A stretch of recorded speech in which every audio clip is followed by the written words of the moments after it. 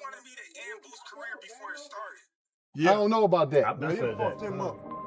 I would have knocked him the fuck out. And it's the reason why, Hear the shit. they went the other way. Stop playing with Thank me. you. Thank you. Stop playing with me.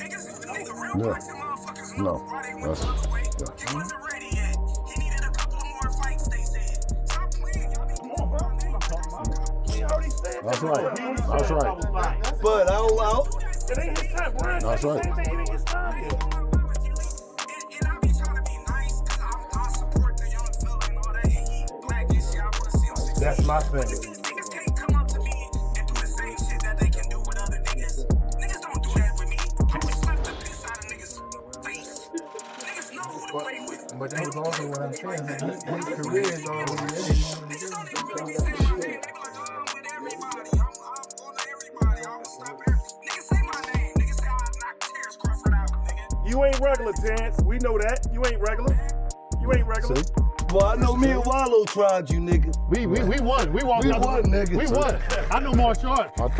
Let's change the sport. We can change the sport. And we're gonna see what you're gonna do then. I'm a martial artist. So I don't count if you knock me out. That shit don't count. It don't count. I got 13 belts. It don't matter. Terence Crawford just tossed a grenade into the boxing world, and somehow the entire sport is pretending not to smell the smoke yet. But here's the real question nobody can ignore. Is Crawford actually daring Boots into a fight he secretly wants? And if Boots wins, will he really call him out live? What do you think about that chatter about them actually if they ever were to fight? Crawford is a man, he showed it, throughout his career, and then, moving up to super middleweight and did what he did with Canelo, showed that he's, the best in the world, one of the best of all times. He doesn't need to prove anything else, man. Terence Crawford against Jaron Ennis, for me, is the best fight in American boxing. But it needs to be a payday for Crawford that would get him interested, because Crawford knows how good Boots is. And I'm not saying that Crawford thinks he's going to lose to Boots, but he knows that is a real fight. But for me, Boots is the new Crawford. We've just got to go out and get the fights to show how great he is. Everybody in boxing claims they want the biggest fights until the contract actually shows up. That is usually the moment when promoters suddenly develop amnesia. Managers start speaking in riddles like they are guarding ancient treasure maps, and fans begin arguing on the internet with the emotional stability of a broken vending machine. Would have stopped Boots Ennis, and this is a fight that we all wanted to see like a few years back, even before the Canelo fight, was even a thing, even before the Canelo fight was even a possibility or thought. So obviously everybody wanted to see Crawford potentially give Boots an opportunity, but he's really heated and animated about what he would have done to a Boots Ennis in a fight. I think at 147, yeah, Crawford would have cooked that boy. No offense to Boots, I like Boots, he's one of my favorite fighters, but Bud's experience and his offensive pedigree is just different. He's on a different level at this point in his career. You guys got to remember, like, Boots hasn't even reached his prime yet, in my opinion. I know, but somehow every road in boxing right now keeps leading back to one man standing in the middle of the chaos, smiling like a supervillain who already read the ending of the movie. That man is Terence Crawford.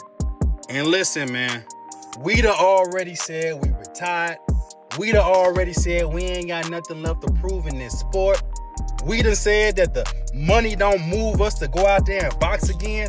So why is y'all mentioning this Boots kid to us every time we pop out? We don't want to hear about no Boots. The only Boots we want to hear about is some Timberlands, some nice butters. Y'all really trying to get us to pop back outside. And I'm going to be real with you. I was never too strong on Terence Crawford.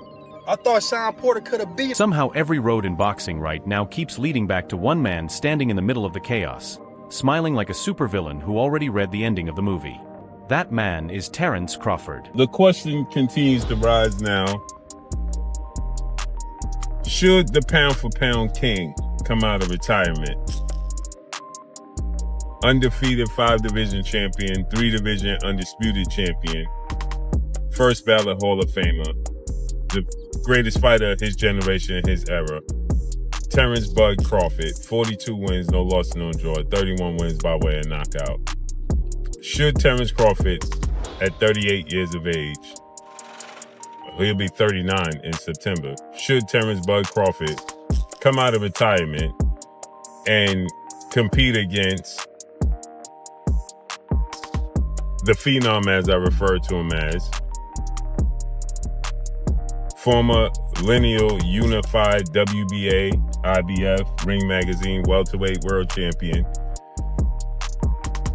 superstar boxer, who is undefeated, 35 wins, no loss, no draw, 31 wins by way of knockout, Jaron Boots Ennis. Suddenly, the boxing world got very uncomfortable. Terence Crawford is the that funny the thing man about Terence Crawford is that the man has spent his entire career acting like danger is a hobby.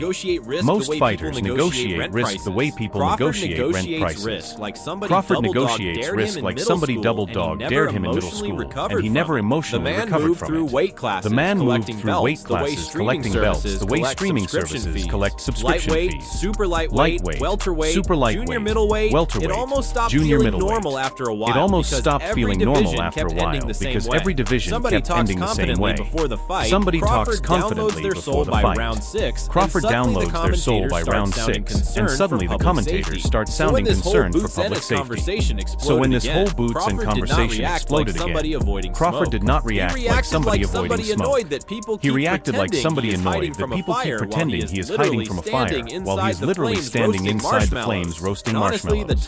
And honestly, the timing makes this entire thing even crazier because this did not come from some staged press conference with dramatic music and fake tension. This came from one of those chaotic boxing conversations where everybody starts talking over each other like relatives arguing during Thanksgiving dinner. Who they are cancel out each other as far as height. You know, they both switch hitters, lift, and everything. All of that cancels out each other. So they are literally the same people, pretty much. The only difference is Crawford done been in the big stage against big fighters oh so many times. And also, with age, he didn't beat up his body, so his age is actually good. He got the grown man strength. He not just grown man strength, but he built on top of that. Like, look at him at 135. He was a little scrawny dude. He wasn't a big dude. Now look at him, ripped up, everything. He's strong. So I feel like he got everything, all the experience, all the knowledge. So I got somewhere in the middle of all of it, Crawford basically decided he was tired of hearing people talk around his name. Then came the line that lit gasoline on the entire situation because Crawford was basically telling Boots, if you really want this smoke, stop sending coded messages through podcasts and interviews. Put my name on the billboard. And that is where this gets interesting. Whether people love Crawford or hate him, there is one thing almost everybody inside boxing agrees on. The man is insanely competitive. Not fake competitive like somebody tweeting motivational quotes after losing. Real competitive. The kind where criticism genuinely irritates him enough to potentially take a dangerous fight just to silence people. That is why this whole conversation matters. A lot of fans think Crawford is only chasing legacy fights now. They look at the possible mega fight with Saul Alvarez and assume Crawford has zero interest in risking everything against a younger hungry fighter like Boots Ennis. On paper, that logic makes sense. Crawford is already one of the greatest fighters of his era. He already became undisputed at 140 pounds. He already became undisputed at welterweight. He already destroyed Errol Spence Jr. in the biggest performance of his career. The man's resume already looks like somebody playing boxing on rookie difficulty. And my thing is, if you felt this strongly about the Omaha Nightmare, aka Jaron Boots Ennis, why didn't you send the offer to Boots Ennis after you whooped Canelo ass? I'm just asking. You the A side now. But get this. You could have sent Boots an offer to go to 160, 168. You are the A side now.